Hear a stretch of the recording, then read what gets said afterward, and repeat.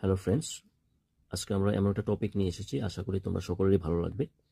তো রিকোয়েস্ট করব, যদি ভিডিওটি ভালো লেগে থাকে তাহলে অবশ্যই লাইক করবে, একটা কমেন্ট করবে, আর যারা নতুন আছো আমার চ্যানেলটিকে সাবস্ক্রাইব করবে।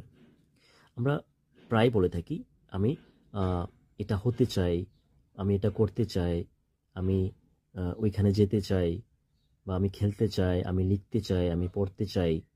এসব সেন্টেন্সগুলি আমরা কীভাবে বলবো? এসব সেন্টেন্সগুলি বলতে গেলে কি করতে হবে? কোনো কিছু করতে চাওয়া, ওই ক্ষেত্রে কি হয়, ওয়ান্ট দিতে হবে। ওয়ান্ট মানে কি? চাওয়া। যেমন এরপরে কি করতে হবে? টু প্লাস V1 মানে ভার্বের প্রেজেন্ট ফর্ম। যেমন নাম্বার 1, টু প্লাস গো কি হবে? যাইতে। টু প্লাস রিড পড়তে। টু প্লাস ওয়াচ দেখতে। টু প্লাস ডু করতে।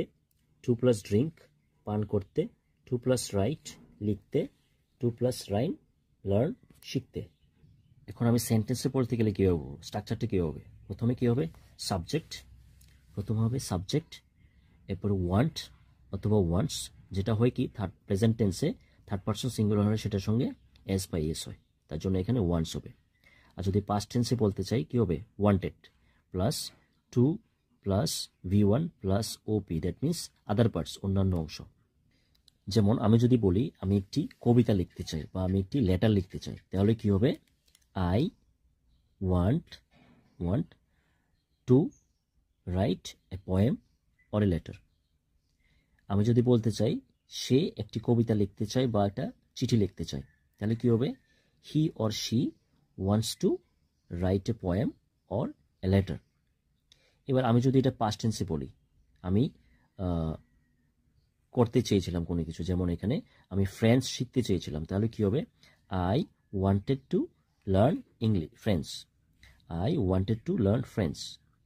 এখন যদি বলি সে ইংলিশ শিখতে চেয়েছিল, তাহলে কি হবে?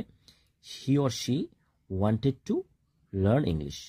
He or she wanted to learn English. আমরা ইংলিশ শিখতে চেয়েছিলাম, তাহলে কি হবে? We wanted to learn English. এবার আমি আরও অনেক এমন সেন্টেন্স বলতে পারি, যেমন আমি দুধ খেতে চেয়েছিলাম, তাহলে কি হবে? I wanted to drink milk.